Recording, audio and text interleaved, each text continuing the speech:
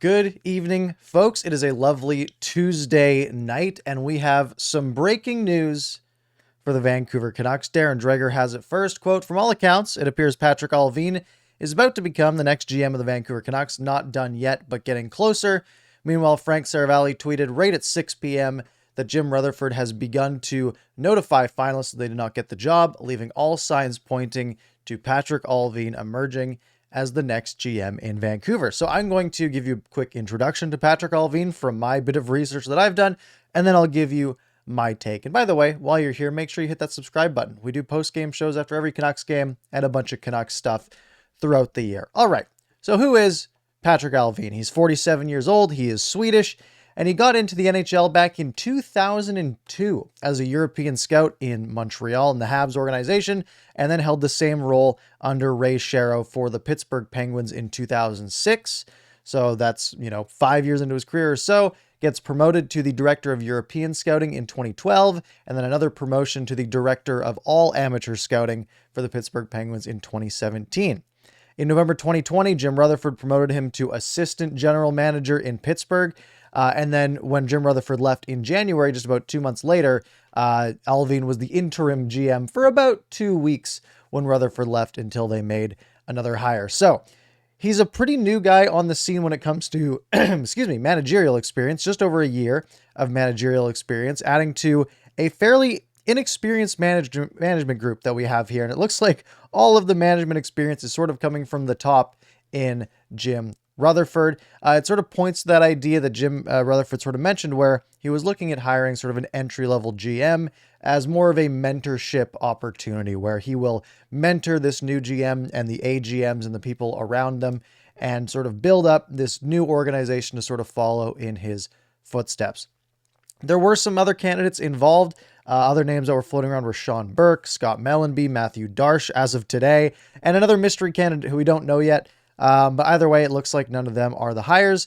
And now for my take on this, personally, I'm very okay with this. I was personally sort of leaning towards Darsh when his name came up earlier this morning, and it's Tuesday here, due to his role as sort of being the cap guy in Tampa Bay. And again, he's only joined the Tampa Bay organization for just over about a year and a half or so.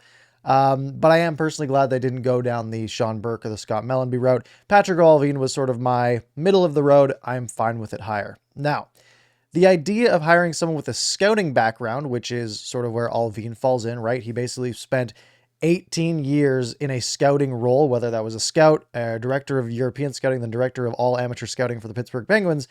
However, I have a bit of Stockholm syndrome and just fleeting hope and fleeting trust in GMs, which has been tainted by Jim Benning, who was also a scout. But from everything we've seen, he seems like an intelligent person. I'm looking forward to hopefully an introductory press conference in the coming days where we'll get to sort of hear from Allvin straight from the horse's mouth, so to speak. And he seems like an intelligent person, which has sort of been the modus operandi from Jim Rutherford here so far.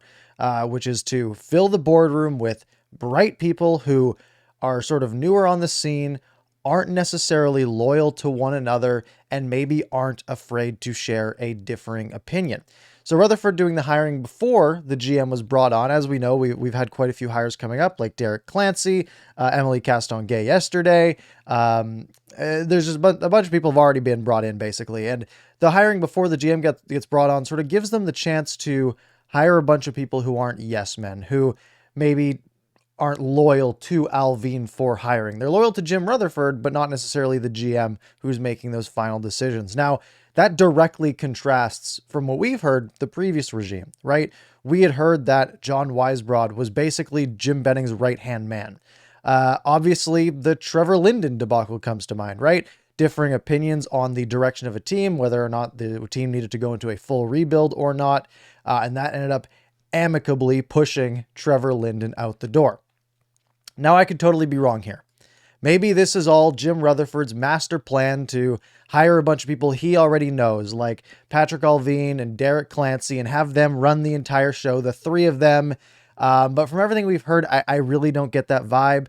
It definitely feels different. And the conversations we've heard from the media and Jim Rutherford have seemed like an entirely different vibe, like I sort of said, from Jim Benning, right? It feels like it's a bunch of smart people who are going to make ideally good decisions. I think bringing in a bunch of genuinely bright, smart, intelligent people, especially those like Emilie Castonguay, who we heard from yesterday or Monday, whenever you're watching this, Rachel Dory last week as an analyst.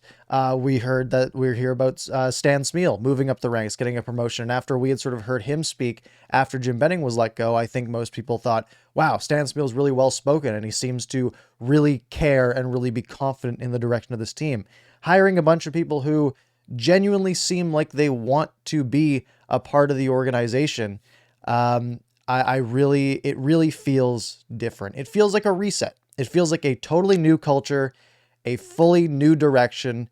And it feels like the Canucks are trying to go back to being that model franchise that they were touted as just a decade ago. And hopefully it works. Anyways, that's my thoughts on this hire. Let me know your thoughts in the comments down below. Do you think it's a good hire, a great hire, a meh hire, or would you have rather the Canucks gone in a different direction, maybe a Chris McFarland sort of type idea where maybe I was leaning, but he never got interviewed, apparently. So let me know your thoughts down in the comments below. Make sure you like the video, subscribe, do all that good stuff. You know how it works. And I will see you guys next time.